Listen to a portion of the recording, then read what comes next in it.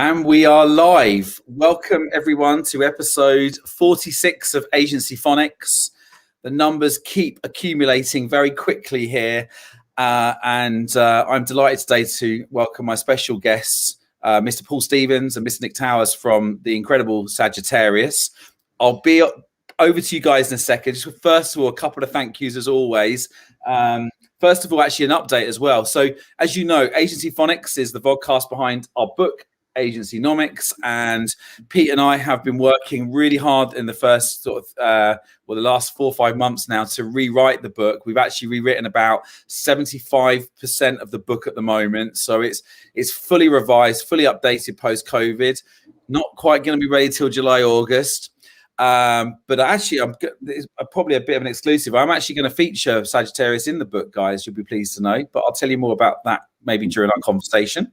And so we've got that exciting to look forward to, the revised book. But thank you to everyone who's been buying the book still over the last few months. It's incredible. The book sales just keep on coming in. We wouldn't be here today without sponsors. Agencyphonics is part of Agencynomics, which is a not-for-profit social enterprise. We run it all, basically through donations and for people volunteering and giving their time up to have a community to support the now, next and future generations of agencies. And Forecast, who actually the guys at Sagittarius, they do use Forecast. That's even better link. But Forecast are very generous. They support us financially to keep that community going. And actually, I was just talking to them this morning. They're actually in connection with us. We've been running an agency service delivery benchmark survey. There's a lot of things in agencies that cover off sales and culture and different areas, but very little on delivery. So we're going to share the link with you actually in the show notes and also in the comments today. If you haven't completed the benchmark survey, please complete it. It's only open for another week or so, and I'm really looking forward to sharing all those findings on a later episode of Agencyphonics and a couple of events we're going to run as well. And lastly, thank you to Caitlin, our producer today, and Abby, as always, in the background, sorting everyone's diaries out, making sure that we all arrive in the right place at the right time, which is we're really grateful. We haven't got Pete today, unfortunately. Pete can't be here, so we're missing him as well, of course. But there we go. Intro's all done. Now let's get down to it. Paul and Nick, who I've known for many years, right? It feels like about 10 years ago, I think, 10 years ago. I met you properly when we bumped into each other drunk. There was a beverage or two at Beamer Awards. Yeah. What year was that? We just won a Beamer Award for our work with Headspace, and you came and found me. 2012. Oh, wow. Yeah, well, that was, it must be 10 years ago. Yeah, those were the days. I feel like there hasn't been that many kind of going out, socializing, drinks things for a while now. But they'll all be coming back hard and fast, I'm sure. Yeah, really important part of agency life. Yeah, I think so. But we've known each other a little while.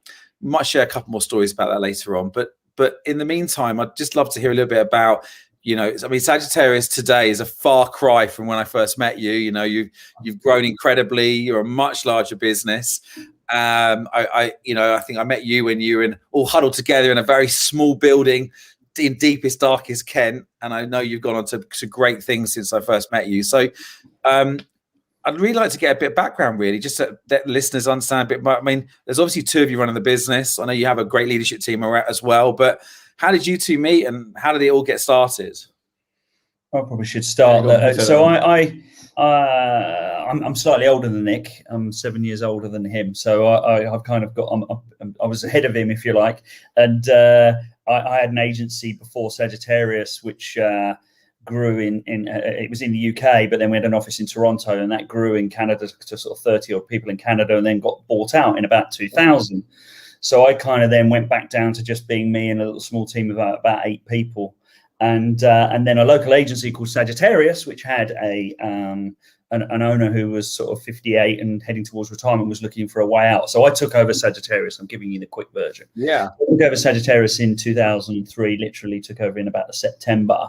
And the first thing I realized is I needed a really senior engineer, someone more techie than me, because I was a designer who got into web design, who was then, getting out of his depth as things started to become more complicated.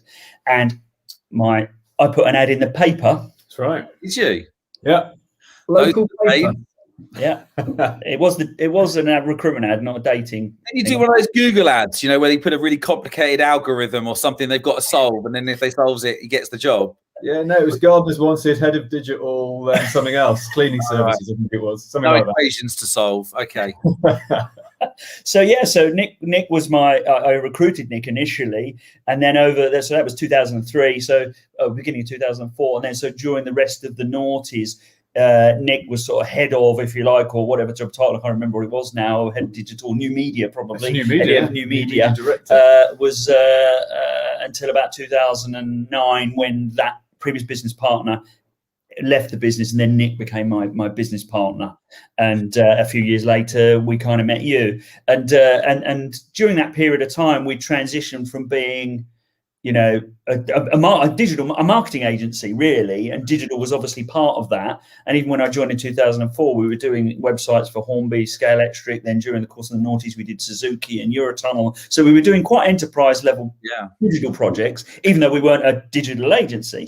But over the course of the period, by the end of the noughties, we were purely digital by that point. And then it was and I was 40 in 2010 as well. It was at that point, and then Nick became partner. So it was a sort of a bit of a moment around 2009, 10, 11, where it was like, right, okay, what are we going to do? We're going to pull our finger out and whatever.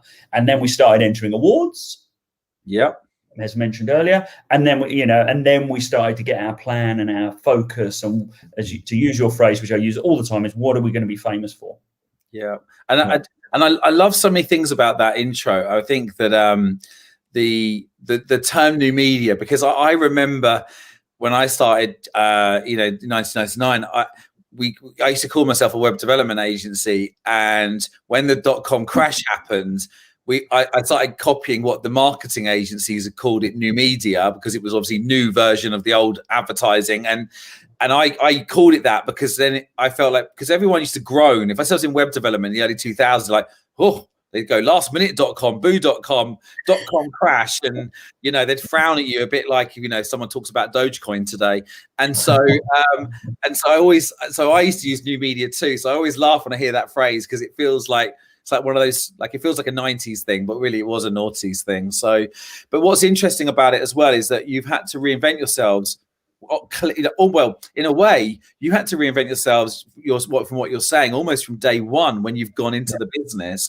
And that must have helped you in the past 10 years now, the fact, because as we were sort of talking about this before we went live, is that, in today's world where we are technology centric, the agencies have to reinvent themselves almost moving forwards all the time, right? Because things are constantly changing. But you must have been quite well equipped to do that, because you've had to do it from the beginning. You've not been one of those agencies that sort of suddenly realized that, you had no customers anymore because what you sold was out of date. Yeah.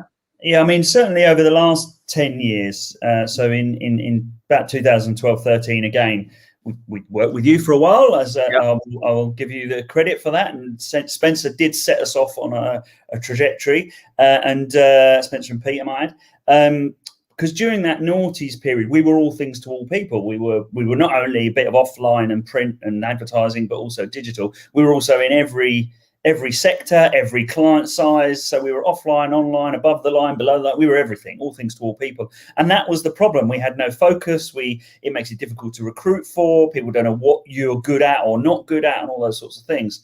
So we did really sort of start to refine that and focus that down. Like I say, at the end of the noughties, we kind of worked out that was our problem, if you like. How do we go from being this little sort of 15 to 18, 20 people or whatever in it was Folkestone at the time. And then when we moved to Ashford, it was kind of the dawn of the new thing where we were going to knuckle down and really just do one thing. So it became just digital. And then it was like, well, okay, people don't know us enough. We're still getting very random projects, everything from a little project to a big project. So how do we then focus that further? So that's why we started to then really focus on what in digital, what tech would we focus on, and what sectors would we want to be known as being really good at. And so that's how you kind of get your proposition right for what people might want to buy, what the market needs. But equally, you're always trying to think, well, yeah, but what are they going to need next? I mean, we're just doing that now. You always have to have a 1 year and a 3 year and a 5 year plan, and that 3 year and 5 year plan can't just be kind of, well, what's the spreadsheet of numbers of sales or whatever it's called. Yeah, but what are we going to be selling in 3 years' time? What is the business of 3 years or 5 years time going to want to buy? And that's what we're always been doing that. Yeah, I love that. And I was talking to an agency founder last night, and he was explaining how he's now moving into creating NFTs. And I was like, I love that you're already starting that, because he knows, he's someone doing it a while. He knows that 3, 4, 5 years from now, there won't be many people that have already got experience in case studies doing something new and different. So I think you're so right. A lot of people do focus on that vision of the company, the size, the culture, but not always about the services. Or actually, some people just focus on the services and they're not the culture side. They do one or the other, not both. I think the challenge is trying to, none of us have got a crystal ball, but, it's kind of things like NFTs there's a million of those, if you like, different, what's going to be the next thing. And that's the challenge for all of us, is trying to work out that we kind of look ahead and think, well, what are going to be the things that I should be investing in now, because I want to be ahead of the game. That's a challenge. Yeah, sure. We certainly saw that in the CMS space, as it was back in the noughties as well, where there was just a plethora of different platforms at various levels of maturity. There were some enterprise ones, there was a lot of open source, but they're all a bit shaky. And then really around the end of that period, a lot of the big ones, suddenly there was a lot of consolidation in that space as well. So we could see that change was happening, these new technologies, and we've seen this sort of repeated in NFT and even your different kinds of Bitcoin and stuff like that. You see this kind of, there's a big spread, and then suddenly 3 or 4 emerge and they become the leaders, and you kind of there's always a hype cycle, isn't there? And then it kind of matures, and then everyone calls it a fad when it crashes, and then slowly it comes back into maturity. And you were right, because I remember you guys were really, like, I think when and it probably an element that probably still is true, but there was immediacy in Red Dot, and then suddenly it was Sitecore and Kentico that became those sort of like growing larger players in the market. Do you still work with those guys today? Yeah, absolutely. It's been really critical to our success to pick our partners carefully, shall we say. And the reason actually we went for Sitecore along with a bunch of others that would at the time is because it was a partnership delivery model. It wasn't just that the tech was good, it was quite closely aligned with the platform that we'd created ourselves and decided to abandon to adopt somebody else's. But it was the way it went to market hand in hand with partners. And there were a few that joined us along that way, and several of them, and some of them may even be watching this, and they had less success than us, or they didn't necessarily commit as much as us. I think. Yeah, I think guys were brilliant. I remember one day with you guys, you sharing a story with me. I don't know if you remember this, but I remember that you worked the partnership with Sitecore better than other people. I mean, you didn't just treat them like a supplier. I mean, I remember that you were much more integrated, and you had a wonderful case study back then, the way you built a big website on it, right? And that really helped. But more importantly, you became friends with the team. And I think I remember just one story. I remember, I think you'd been talking to one of the product managers there, and you'd become friends with them. And actually, he then found you a piece of business. And so you weren't just working with their sales teams, you were pervasive through their organization. And I think that's a real masterclass for people listening to understand the value of, not just treating technology partners as suppliers, and really trying to integrate your businesses more together. Yeah. And one of the things that it's a bit like a client, really. You don't want just one point of contact. It's, our relationship with all their partners, not just Sitecore, is really, you haven't got. Sagittarius doesn't have a relationship with Sitecore. Paul has a relationship with Chris or Ish or one of and Nick's got a relationship with someone. So it's all about people, really, which is a bit, people by people. But so that's been really critical, and a lot of software vendors, dare I say, there's a lot of churn of teams and staff because they move a lot. So the challenge has been maintaining that all those a number of different relationships where you can add value to each other. You know, a vendor like Sitecore or any other, they just sell software licenses, but they sell the dream, but really it's the agency that delivers the dream. So you kind of need each other, and if you've got a good relationship, then you help each other. And, you know, we all do things that might help the sales guy so he gets and hits his numbers, and equally he helps me. So that relationship between partners is absolutely symbiotic and be a genuine extension of the team. But that's the way it is with Sitecore. I'm not sure it's necessarily that with all vendors. Yeah, I agree with that. I think, you know, back in the day, I used to have a really good partnership with NTT, and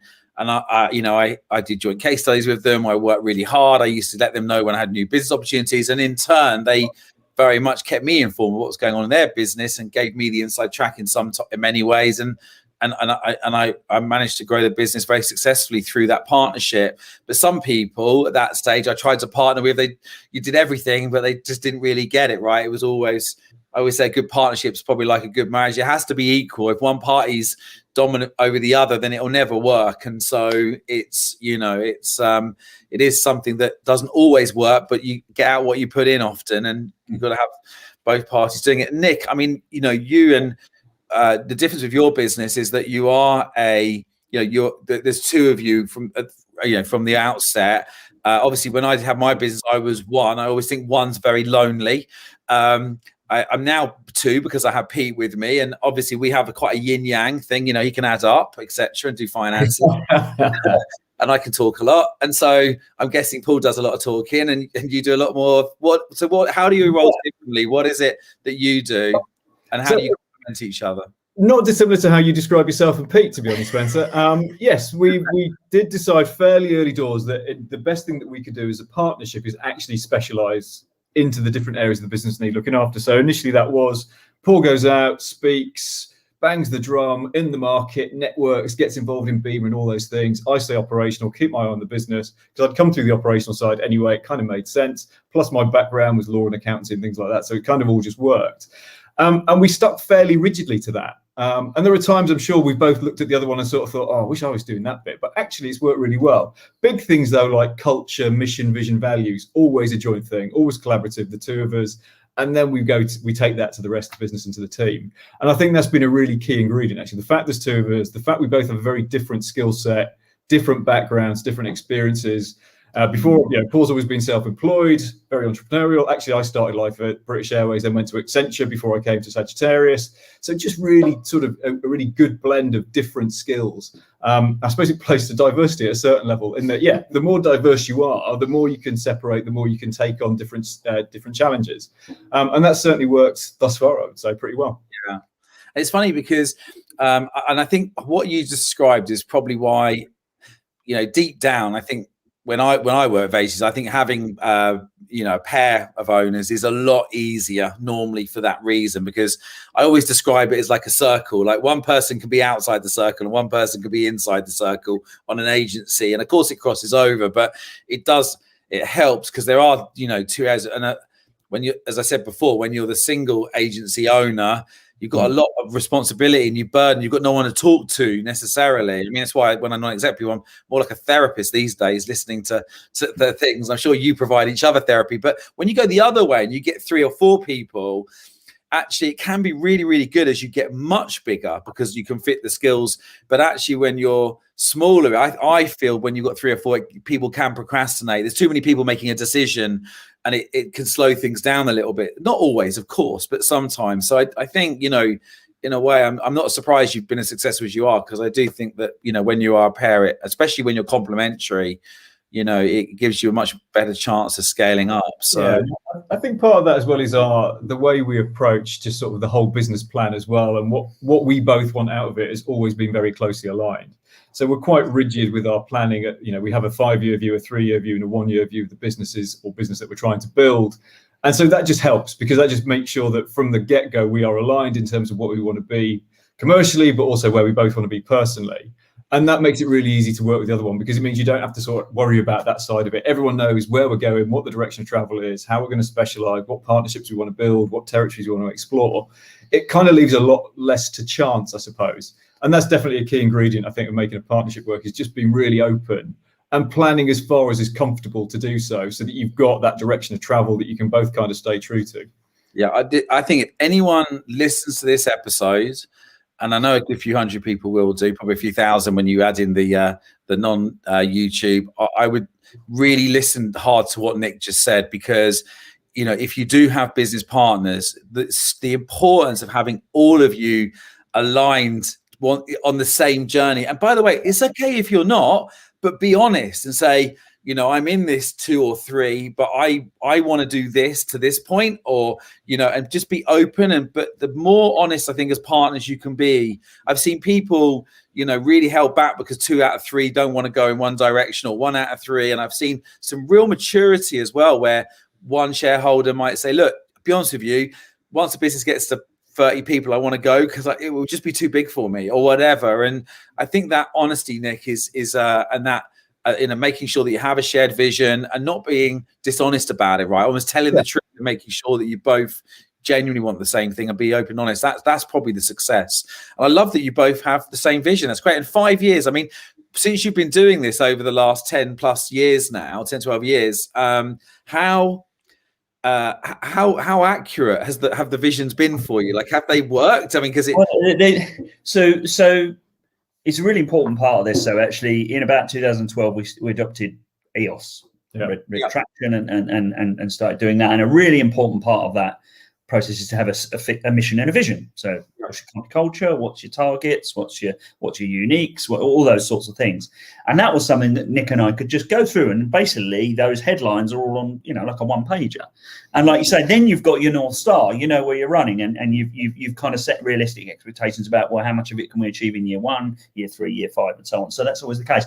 But every year we redo it. We look at it again. We go, right, okay, is it still right? Is it still true? How do we need to tweak it? Is that a bit where we don't change it, and it literally has had a few tweaks along the way, and and generally it's just been where market forces of or the way something's being described or whatever. But by having that sort of North Star, every decision, every marketing strategy, every recruitment strategy can kind of point to that North Star. And then actually the 5-year plan that we set in 2015 was to be 5 million turnover with about 100 people, and we got to 4.96. 4.95. It's actually really boring because we do this. We had a non-exec a couple of years ago who was a sort of FD MD type, and he's joined now actually as our CFO, Andrew Reeves, and he always said it's really boring. You set this plan out and you just do it. And it's like, well, it is, because it's not overly ambitious, but at the same time it's ambitious enough to get us from 1 to 5 million over a 5-year period. The trick then is having other good people around you who can then help you with the detail of how do you actually achieve that growth, how do you achieve that thing that you set out as part of your mission vision statement, and that's really important as well. We've been very open from the start, actually, the importance of non-execs, people like yourself and Pete in the early days, some of the other non-execs we've had, some of the networks we're connected to, those forums that we get involved in, things like Supper Club, where you just get to share ideas, share your pain points. That external input to try and keep you on the safe and narrow, if you like, with your VTO, your Vision Traction Organizer, as we would call it in the EOS world, is really important. We can't underplay that. For anyone who's listened to this who does feel like they're just on their own, definitely go and talk to other people.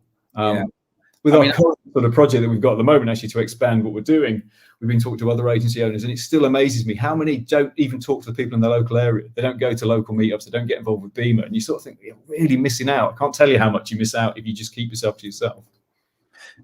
I think all that obviously rings true with me, but it's not only from my own personal journey, but the reality is that in fact, I've been talking about this a lot recently. When I write my next book, it's actually going to be called something along the lines of "Stay the fuck on track: How to Stop Self-Sabotage Your Success." And basically, because you come up with that plan, and the people that I've worked with that have had hugely successful outcomes are all the people that are focused on that plan, but then they've kind of forgotten about it. So they know what the plan is, and they forget about it. They go on and build a great business, right? But they know the fundamentals. They know why they're getting up every day. And they just avoid all the distractions of the noise and the people telling them to go and do this or go and do that, or, and they just deliver on that. And you're right, it never goes in a straight line. I mean, you just missed it by it goes like that, right, all the time. And it's that understanding that when you do those 1 3 year 5 plan, it, you know, 1 year may be a setback. You know, I think everyone has one thing every year that goes wrong in most businesses. I try and say, you know, I try and say, like, you start here with you're here at the moment and you're trying to head here, and if you set a plan to head in that direction, then you might end up over here or over here, but you at least didn't end up over here. You know, you went towards it. So we sometimes use the phrase, at least we've all been rowing in the same direction. If we went slightly adrift, then fine, we can correct and we can get, so a plan is a plan. And when we don't achieve the plan, we then just have to sort of correct slightly. And that's what I mean by a sort of, you know, we don't have to wait every year to change, but we're still heading with the same plan. And then in terms of what's happened to that plan during COVID, it kind of didn't really change the plan. It just changed the strategy of how we were going to achieve the plan. I suppose actually it was the same toolkit that helped us set all that out and deal with the growth. Actually helped us deal with COVID, because we just went back and said all the things that we know, and we just planned to come down because that's what we predicted, and then we planned to rise. You know, I don't know whether people know this, but Sagittarius was 40% of its revenue came from the travel sector going into COVID. It was a huge pivot and adjustment and a replanning that got us through that and is out the other side. So the plan always has to change. You know, that COVID was not part of our 1 3 or 5 year plan. So when it hit, it was like, right, shit, we need a new 1 year plan basically, and we dealt with that, and now we're trying to work out our plan to get back. And that's what I mean about you, though. I think because you had that experience in the early days of having to, and I know people don't like the word pivot or adapt, but because you had to, it was overused a lot last year, but because we had experience of doing that, I'm sure it was easier for you to, I mean, well done for you for recognizing you had to change quickly and do that, because, you know, travel was, certainly one of the main 5 sectors that basically got obliterated last year. But I think that, but well done. I think, again, having the ability, like a lot of tech businesses are really, really good, as you know, at reinventing and pivoting and all the time reiterating what it is they're doing for their customers in line with demand. But I think agencies, a lot of us can be very slow to do that. We almost wait until we lose all the clients before we realize that the demand has moved to a new area. You know, and I certainly saw a lot of smaller website agencies suffering in the last 2-3 years, you know, and because people have, you know, have been doing self-cert stuff on Squarespace and Wix and the likes, and, you know, and also the commoditization of the pricing in those areas, because there's so many people that can do it now, right? So it becomes easier to procure. And so I think, you know, you guys have moved up. I've seen you move up a value chain. You're doing consultancy now a lot as well, right? So that's must have been when you look at our journey, I mean, for what would be too long ago for many of the people on this call, is when we wanted to go for Sagittarius, people used to come in to get things faxed and photocopied and things like that, you know, and so we've changed focus quite very broad. I mean, when I joined Sagittarius, it was called Sagittarius Design and Print, and then we tagged internet on the end. That's kind of how broad it was. So it's definitely come down from there to be about one specific area of digital. So of course people stopped coming in to get their own they got their own fax machine, and then they didn't need letterhead printing anymore because they had a color printer at home. And there's always, so what you find as things progress, particularly in agency life, the smaller, more commodity, they kind of disappear and they evaporate. So we've had to sort of go up the chain, if you like, really. So advice that you'd give to people around that, you know, how do you take the business to change sector focus or even service focus? I mean, is there any sort of nuggets there at all? I've put you on the spot now with that one. Yeah, no, I think there's a couple of key things for me. Firstly, you have to go through that process of deciding, well, what is it that we want to be famous for, and how can we prove it? What have we got? So you've got that first thing. But we had to do it last year. We said, right, okay, we're going to go big on FSI. You know, travel's not the area we should be focusing on. Let's go for FSI. But you know that, and this has always been the case. So we start banging the drum for FSI. We do webinars, we do events, we do thought leadership, we do white papers, But the time it's going to take for that to then gain momentum, gain traction, and we start to become famous or strong or whatever it is for that, takes time. And that's the important thing, is firstly you need to sort out what your proposition is as soon as possible, because the day you start, you've then got this sort of long tail for that sales and marketing, or that marketing machine, to have gained enough momentum, then it starts impacting your sales pipeline and then even affects your ability to then do outbound sales calls, even, because if they've never heard of you, then that's going to be a very cold call. So getting focus and proposition is one of those things that just sort of takes time. And equally then, if you're trying to wean yourself off those smaller customers that you realize are taking up too much time, we've got clients even now where our top 5 clients are probably 10 times or more, they're 10 times what some of our smallest clients are. So of course we've only got to get one of those new big ones, and I could effectively lose 10 clients at the bottom and have that many less to service. So, but you can't kind of do that overnight, because you obviously don't want your business all of a sudden to evaporate. So transitioning and pivoting, changing your client makeup is something you just have to allow a little bit of time for that to work. And I used to have this mantra, a Blue Halo. It was basically less clients paying more money for less work. And what I meant by that was more focused work and less over servicing, so not spreading yourself too thin. And it's interesting that you've obviously found that similarity displayed differently, which is ultimately, I think if as an agency, if you do grow quickly, sometimes you outgrow your clients. It's not that you're being horrible to anyone. It's just that you're growing and they're staying still. But sometimes I think the clients are quite fast growth and you don't need to swap the clients because they're all big and they're all growing quickly. But I do like that. I think it is an important message for everyone as well to understand that, the clients. We've done it fairly fast. I mean, our average client spend 5 years ago was 50-something thousand a year, and last year it was 300,000 something. Yeah. Well, there you go. That's it. 5 million, you might have 10, 15 clients, but you probably could end up with 100 when you're smaller. And I think I had 1,200 clients at one point. I had to resign 1,100 clients and just focus on top 100 in the end, because I just felt really bad. But I sort of let them all go, and then all the clients wrote in and complained that I'd forgotten them and that they helped me in the early days, and I felt really bad. But I just couldn't service them anymore because we were a different business. I don't think they necessarily say thank you, but sometimes clients, it's better to sort of pull the band-aid off, rip the cord, if you like, really, because sometimes they're just not getting good service from you. If you've become too small for them, you haven't grown them, they won't be getting the best service out of them. So it's better to have it as a good lever situation rather than a bad lever situation, and let them move on and make that a nice transition that they can exit, and then hopefully you don't feel so guilty about it. Difficult to do with 1,100 people, mind you, but scale. I think there's another side to it as well. The clarity, the more clarity you can create around what sort of client you can offer the best value to, the more your team can get behind it. So one of the challenges we had in the early days, where we had a couple of huge clients and then loads of little ones, actually trying to get one person who can service the big one as well as the small ones. You end up trying to treat everyone the same, and you average out with this kind of service level that's not good enough for the big ones that you really care about, and it's too high for the ones that actually probably are going to hold you back and not let you grow and go in the direction you want to. So it's been really key, actually. All that alignment around proposition and what you do and how you do it is as important for the team inside as it is for the clients outside, I would say. Yeah, I'd agree with that. That's good. Yeah, wise words. So you mentioned EOS, and I remember, around the time we first met, EOS and traction was something that we were quite big on. And it's funny, I kind of went through a bit of a life cycle with it. Do you still use it today, or do you use elements of it? You still stay? No, pretty much stay true to it, yeah.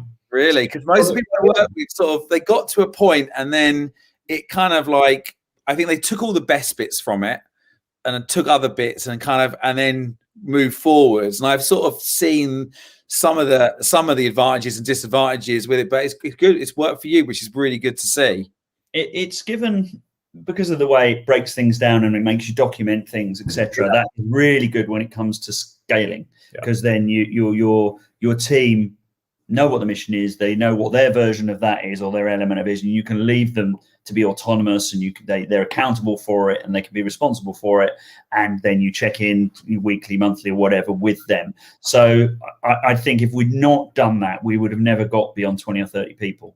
Yeah, you just need systems and process, which is a bit boring, as Nick says, but actually that is the downside to scaling from a business where you know everybody and you know everything and you're involved in every project, every client, is you've got to have process and system in.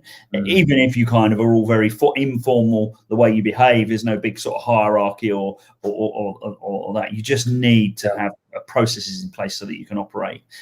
I think every time we drifted from it, it's just created uncertainty, and that has a negative impact on a business, particularly one that's growing fast. And when uncertainty is a real killer.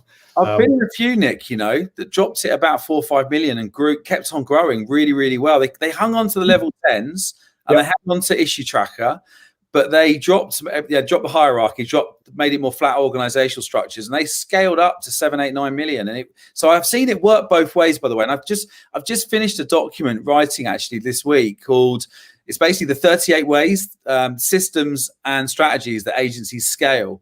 And so I know, and I put EOS in there because I genuinely do think it is one of the ways that agencies could adopt a system to do it. So I do see the benefits of it. Yeah, I mean, we have adapted it, it's fair to say. We've introduced, there's things where...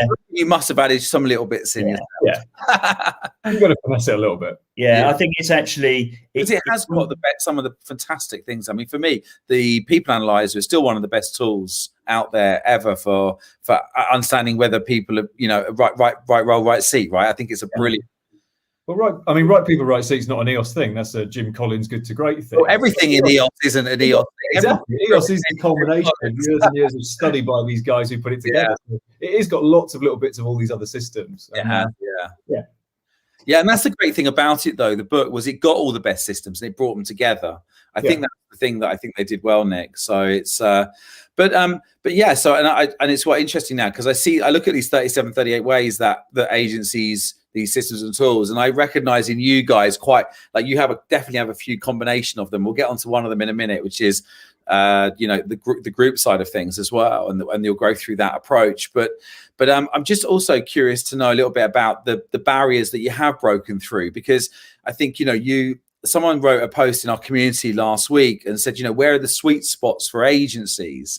And I sort of said, for me, the sweet spots are there's a size around sort of 10, 12 people, maybe to 15 where you hit the first million and you haven't got to make too many investments in account managers or other roles.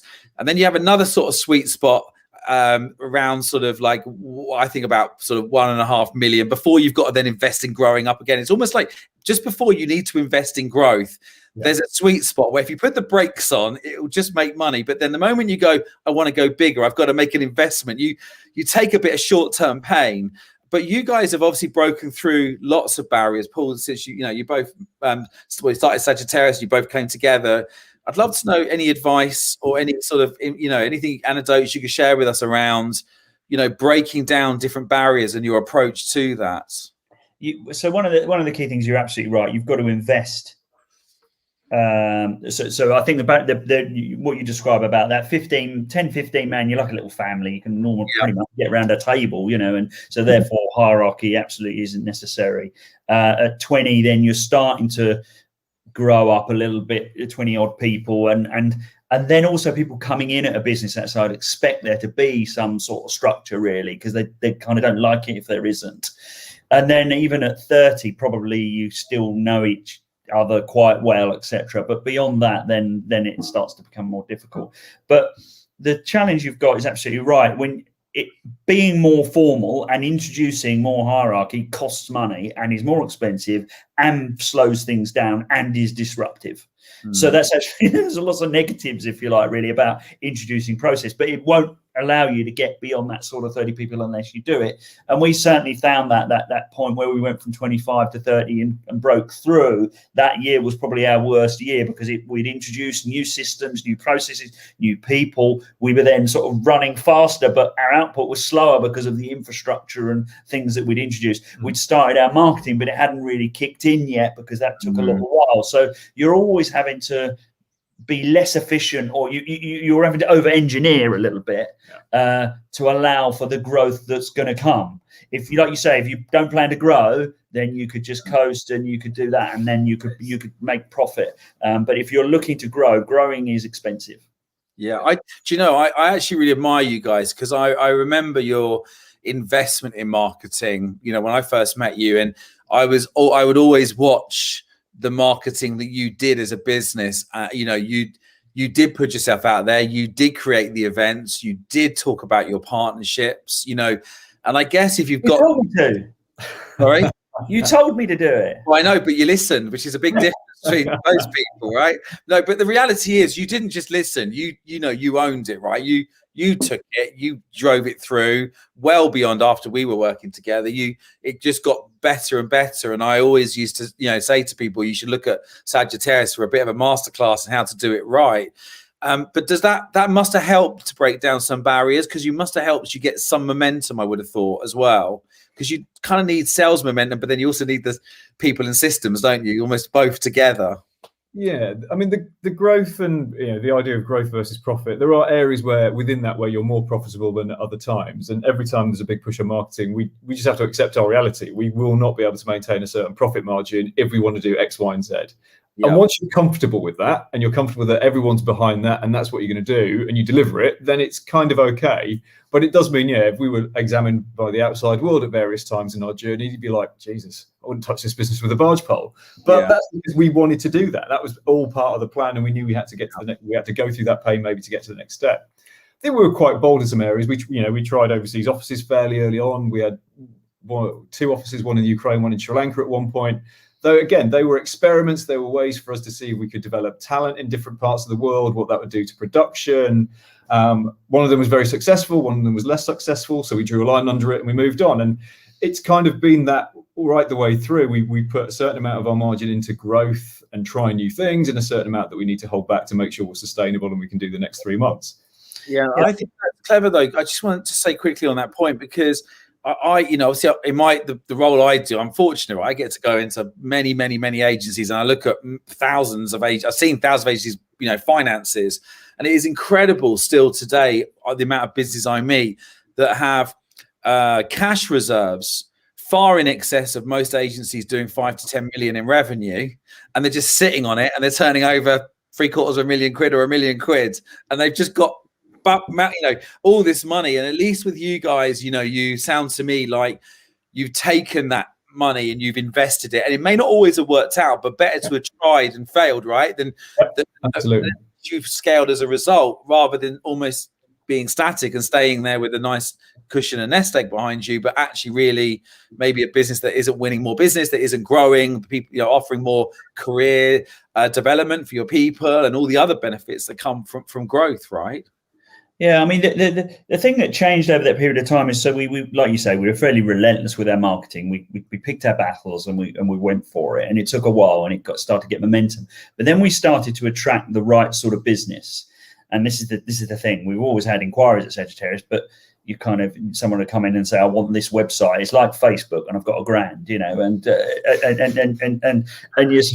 and so you needed to stop that, so we needed a marketing that would attract the bigger projects, the right kind of shape projects, and we don't quite get those as bad as that anymore. But we still get them. You still get people that they want a WordPress site, and it's a 10-15 grand project or whatever, and we have to sort of politely point them somewhere else. But even now, people said, I've only got 100 or 150 grand. We have to go, I'm really sorry, but that's not a project that we can take on anymore. So over a period of time, we've had to sort of raise our own qualification criteria, but we can only do that because we got to the situation where we were getting RFPs or inquiries that were quite chunky, and I can remember one time I had 3 200 grand projects that I had to get out in a week, two pitches, and it was like, this is ridiculous. I need a biz dev person.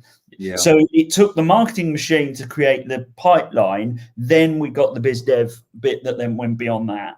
And now the pitches are £1 million pitches or whatever they are, and therefore that's not even a person anyway. That's a whole team of people who have to come around, the subject matter experts, to put that together. So that's really costly as well. The amount of money that goes into the pitching and stuff that happens after the marketing piece.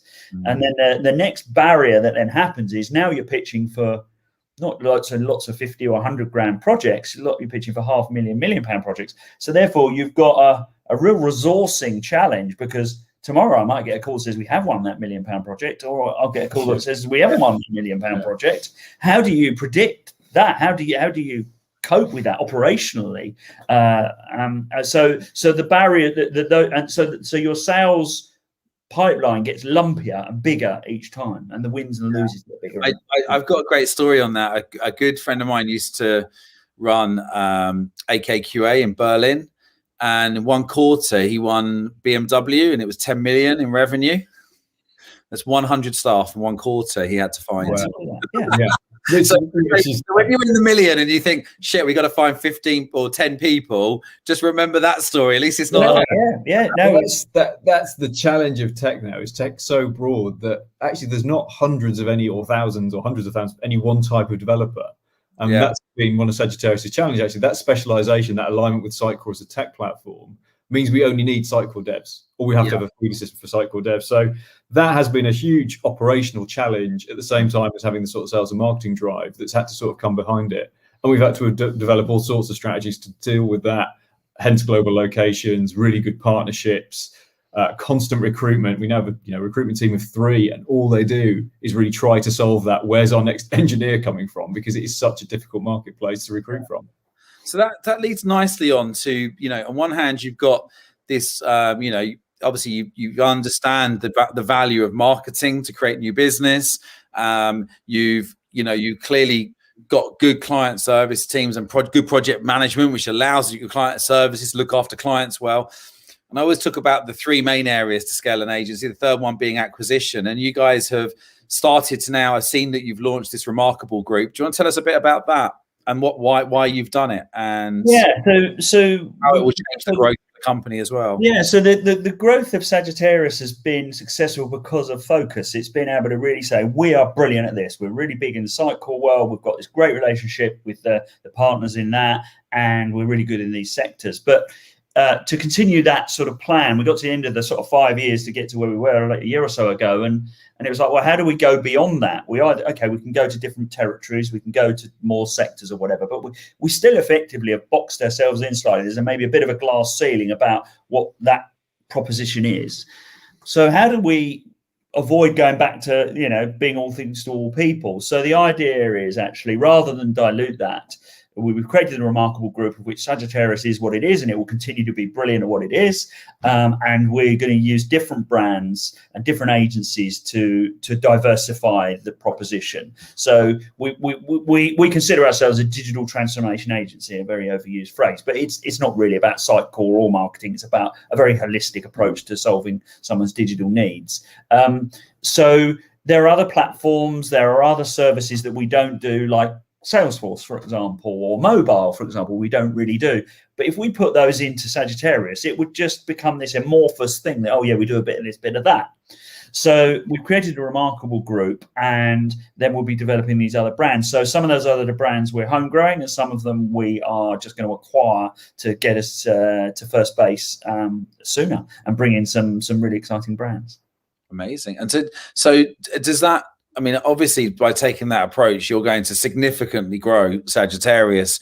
It's taken you, it takes many years to get to where you are, and then maybe in a shorter period of time, I'm anticipating you'll probably get some significant growth then. Yeah.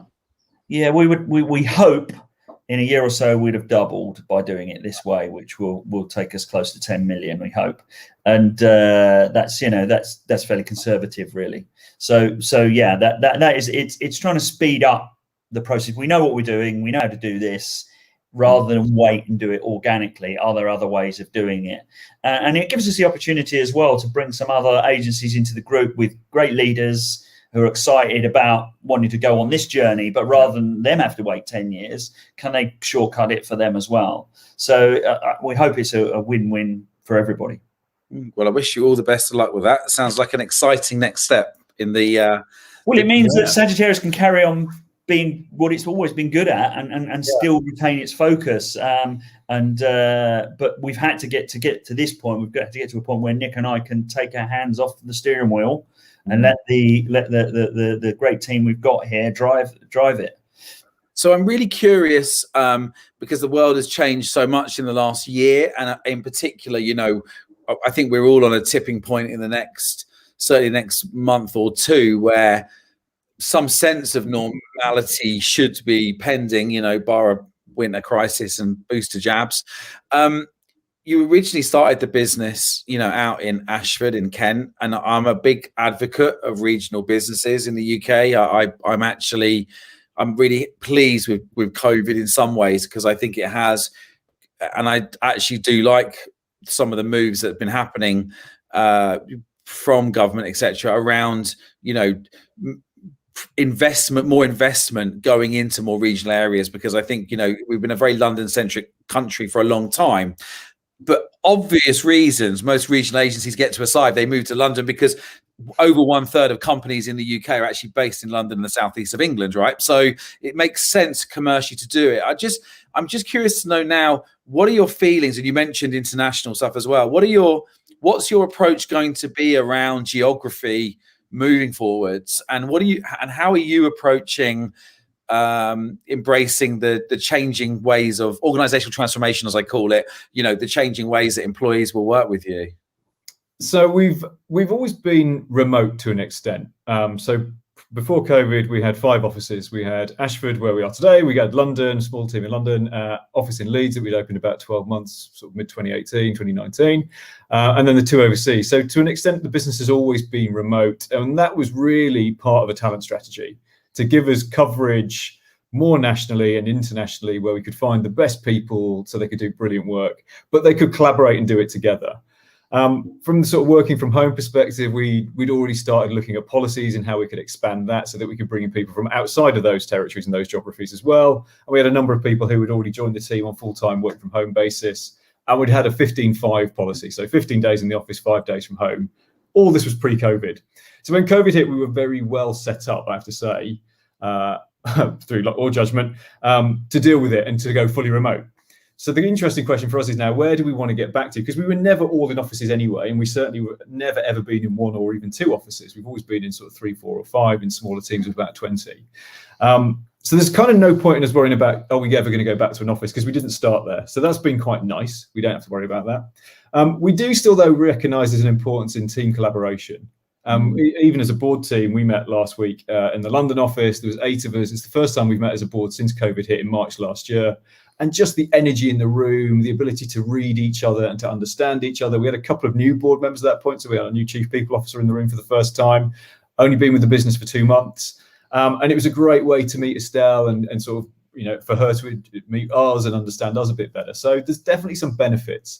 So we're taking quite a softly approach at the moment. We've sort of issued, we're going to encourage teams to meet from July until December. And then we're going to see what happens in the winter, because who knows, there might be another spike, there might not be. That's the point. No one really knows. So it gives us the flexibility and the ability to kind of change and adjust. And maybe in January, we come back to offices in a more, you know, we do a couple of days a month rather than just sort of once a month type thing that we're going to do for the next 6 months.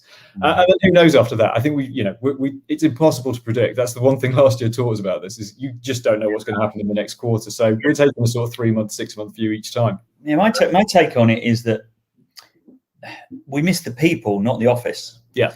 You know, so actually we're talking about people can meet, we want people to meet their colleagues at least once a month, right? Just as a sort of to protect them from themselves, if you like, from becoming an agoraphobic or something. So we're not saying you've got to meet at the office. We're saying you've got to meet your colleagues. Now, obviously, depending where you live and who you're meeting, make it wherever you want to go. It's cheaper for us to buy, you know, a meeting room or a conference room or whatever it might be than have a massive office in London sitting empty so that you can go there 1 day a month. So we think it's important that we have a bit of a home. Sagittarius has got this office in Ashford, and quite frankly, because it's so cheap to rent regionally, it was easier. We had to have somewhere to put all the furniture as well from the other office that we shut down as well. So yeah, it's about people and working collaboratively rather than the office. Mm-hmm. But then pre-COVID, our office had already become a bit of that from a working point of view. You only went in, or it was a place you would meet. But it did become a place that clients liked to come to. They come and get a feel for you and get a little bit more of it. And they would come, and if we did a workshop or whatever, they liked to come to our office in our boardroom, which was all set up and all those sorts of things. So it's more about the office being a bit of a destination rather than a place you do work. It's funny, I've seen a lot of people survey their teams on what they'd like, but I haven't seen too many survey their clients. And I was talking to Tina Fegan. I don't know if you know Tina. She's very big in procurement. She's an ex-procurement person within agencies and then actually in brand. And she was saying to me, you know, and I always used to say this, your office isn't always just for you and your team. It's actually for your clients as well, right? Because they want to escape the But actually, I think a lot of what we did in here and all the when you come in and all the words on the wall is so that when someone comes in for a pitch and they've never been here, they go, whoa, I was only going to spend 50 grand. I can see I'm going to need to spend 100 grand now, and it's going to be worth it. Look at these guys. They're amazing. I love it. I mean, I think I love what you're saying though, Paul. I think you've, and also Nick, when you said there, you know, to an element, who knows, because I think there is still a little bit of we've got to watch and see how things play out, because I think other companies might innovate some really clever approaches that we might want to adopt. And, you know, I know I've heard a lot of rumors from West Coast America that there's a lot of big event businesses now that are getting a lot of business around what you described, Paul, creating team building together moments rather than being in an office. But then equally, when I talked to Carrie Rose at Rise at 7, you know, she said our point of differential is we're going to have an office and everyone will be in it. And so in some ways, when you've got a sub-30-year-old workforce who basically, let's face it, the youngsters want to be with each other, it's not the same as the challenge when you're even bigger and you've got maybe more mature people with families and responsibilities that need the flexibility. So you've got to cater for everyone, really. Yeah, and that's the challenge. I mean, we did have an office in London, and you know, it was big enough for 24 people, costing us 12 grand a month, sitting empty. Yeah, it's just ridiculous. No business can sort of cost. But there are some, so we had to go to a smaller office because there were some people who still lived in London. They had kids, and or their wife also was working on the dining table, so they had to go somewhere, or they lived alone, like you say. But we've got a couple of our staff who've literally gone, not around the world exactly, but you know, occasionally they'll turn up in a different country because they're single. They can go and work from anywhere because they could work from home. And if I'm going to sit in my own room, I might as well sit somewhere else a lot hotter and sunnier. Yeah, a couple of episodes ago, I spoke to Catherine Strachan and a copy house, and she leads with work from anywhere. So anyone who works for her can work from anywhere, and she's encouraging it. In fact, even she's moving, you know, she's working remotely as well globally. So it's I think there's some really, really nice progressive approaches that are new and interesting, and I think you know, are going to be make it a better place to be, hopefully, as you know, for all of us working in the future, something to be more tailored, right? I think the challenge is, how do we make it working at Sagittarius the place to be versus working anywhere else? Because if actually I'm still working at home at my own desk and whatever, so I think talent retention and attraction, maybe in the first place, is going to be a challenge. Ironically, we used to think about, we can't all work from home, we'll never get as much done, or we'd worry about efficiency. I think we're probably more efficient now than we were, and now we're worried about actually if everyone's got to carry work, you know, some in, some out, it will be less efficient. But I think the team culture bit is still something that I think any of us have still got to crack. Yeah, you know, you're so right. I mean, look at these podcasts as an example. You know, it used to be, you know, get there and that half an hour before, an hour after, an hour and a half, maybe an hour and a quarter for the show. Nowadays, I can just literally go straight on, interview anyone anywhere. And maybe there was a stigma before about this being as acceptable, and now it's not. And so the efficiencies definitely are there, right, from this. But then there's a danger, I guess, that goes with it, where you end up becoming so efficient you almost overload yourself with but you miss the magic moments, don't you? This is the thing, you know, the little bit even we did before this, you know, when you went to meet somebody, there was always a bit before where you had a chat and you broke down some barriers, and then afterwards you had it as well, where some people had to leave early but some went and you had a chat. So those little magic moments are what I miss that you don't get with Zoom. And if we'd come to Farnham and met you and done this, we'd have gone to lunch afterwards, and I'd have missed that too. Yeah, and I don't know if you got a chance to listen to the interview I did with Joanne Reed, and I shared the story about the time you nearly killed me, Paul, snowboarding. Oh yeah. I was following, so everyone knows this story because it is a good story. There's two things actually one I'll thank Paul for, one not. The one I wouldn't thank him for is follow me down the mountain, and then Paul decides to fall over and I don't know where I'm going, and I'm off piste, and I'm literally stop and can't see Paul anywhere, and this French snow skier turns up, and I said, hi, do I go this way? He goes, don't go that way, you'll die. And I was like, follow me. And I followed him down, and I looked back, and it was literally the edge of a ravine. And I was like, oh. So, but the second one was, which I always have to thank you for, is I went to Courchevel, and you recommended that restaurant up near the head. And Paul recommended a restaurant, and I said to my wife, we should go. In fact, all of our ski party and the rest of our ski party was like, no, we don't want to go there, you know. And I was like, come on, Paul says it's good, and he knows about this stuff, right? He used to run a ski business. No, you still run a ski business. And so, we went to the restaurant, and I swear to you, I was sitting on a table. Literally next to me was Prince Edward and Sophie. I had Jason Donovan. I had a load of other 80s pop stars. I had the King and Queen of Norway. I mean, I was in a restaurant that was just like full of it was the best celebrities ever. So thank you for that. So if anyone listening ever needs a recommendation for a restaurant and ski resort, I would point out I've never eaten now. I can't afford it. I go in there. It's €18 for a coffee. God's sake. Yeah, though I was going to moan about that. It was a little bit pricey, but anyway. Someone's just on the chat. Good evening from Bangkok. Someone's skiing. I don't think there's much skiing out in Bangkok, is there? So, well, listen, it's been lovely speaking to you both. I can't believe time has flown. We've gone over the hour, but I just want to say thank you for joining me today. I think you've done it. I'm very proud of the success that you guys have had, and it's nice to see it. And I love that you've got this new renewed ambition for further growth. And I think you shared some wonderful advice for the listeners today. So thank you. Well, and thank you, Spencer. As I said at the beginning, you guys started us on this journey, and for anyone listening, this guy knows his stuff. He does. Genuinely does. People think I pay people to say that. I had someone complain the other day. Do you pay people? I was like, no, they just say it. It's okay. It's real. No, we used to pay you, and we still say it. Yeah, well, that's kind of you. So I appreciate the kind words, and I hope you enjoy. Make the most of this bank holiday weekend. I hear we're going up to 28 degrees on Tuesday. So lovely. Well, have a good one too. Thanks, everyone. Thank you. All right. Thanks, all. Thanks, everyone. That's a wrap for episode. I lost where it is now. 46. Thank you.